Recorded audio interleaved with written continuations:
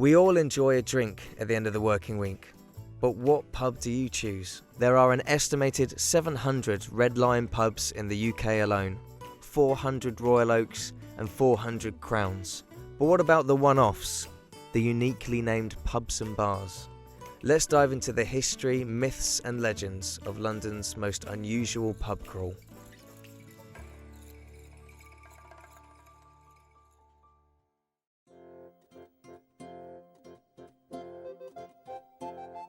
The Hung, Drawn and Quartered pub on Great Tower Street gets its unique name from being near the Tower of London. In medieval times, traitors to the crown were locked in the tower and were hung, drawn and quartered for being enemies to their country. Their heads usually ended up on spikes outside the building as a deterrent to anyone plotting against the crown.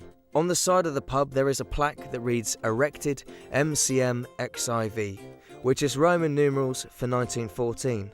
44 years after the punishment of being hung, drawn and quartered was abolished.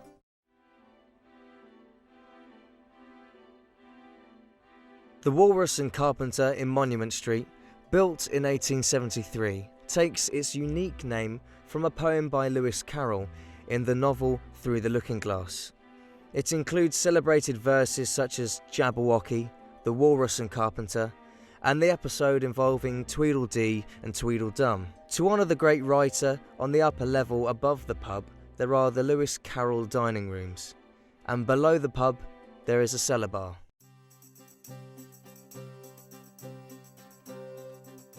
Dirty Dick's, a pub in Bishopsgate, was not always called as such. In the beginning of the 19th century, the pub was called the Old Jerusalem, quite a popular name for a pub. The owner, though, renamed the pub after an infamous resident who went by the name of Richard, or sometimes Nathaniel Bentley. He was a merchant living in the 18th century who owned a warehouse and a shop in town. After the death of his fiancée on their wedding day, he refused to clear anything up, including himself. All of his belongings, with his dead cats, are tidied away in a glass display cabinet at the back of the pub. It is thought that this was the inspiration for Miss Havisham in Charles Dickens' Great Expectations.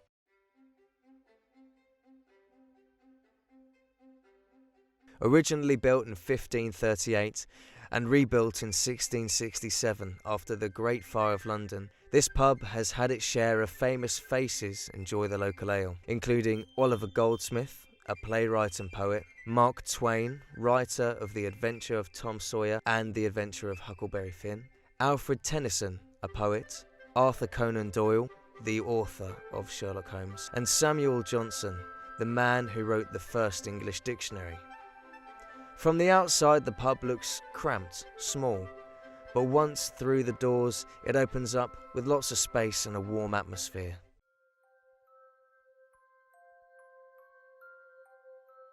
The Bleeding Heart stands out because of the deep red colour the whole building is painted. The name comes from quite a gruesome tale, the murder of Lady Elizabeth Hatton, second wife to Sir William Hatton, who owned the area around Hatton Gardens. Her body was found on the 27th of January 1626, torn limb from limb, but her heart was still pumping. The Bleeding Heart Yard features in the Charles Dickens novel Little Dorrit as the home of the Plornish family.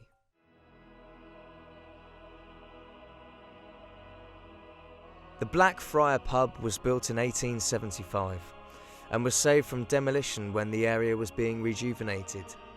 The building is beautifully decorated with mosaics and sculptures inside and out, including stained glass windows and 11 works by Henry Pole, a well-known sculptor.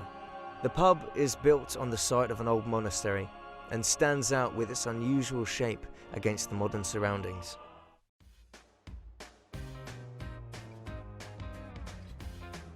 The Mayor of Scaredy Town was opened in 2013 and is a secret bar in the basement of the Breakfast Club in Bishopsgate.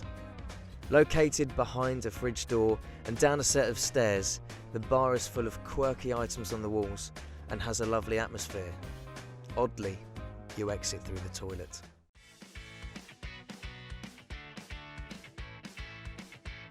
The Job Centre pub in Deptford is a strange little place with a short but interesting history. 6 years ago, the building was a job centre that closed down. After it closed down, squatters had the run of the place for about 3 years. And when they moved out, it became a gallery called Eutrophia. After a year, the Yantic took over, and it's been a job centre pub ever since. The pub itself has a job board that advertises within the industry and local jobs as well. As the pub doesn't have a kitchen of its own, they invite down street vendors to come and sell food on the weekends. The pub's decorated in a 1970s style as a throwback to when the job centre was originally opened. Ladies and gents, this brings us to the end of London's most unusual pub crawl. I hope you've enjoyed your journey, and if you see any of these quaint establishments on your travels, pop in for a pint.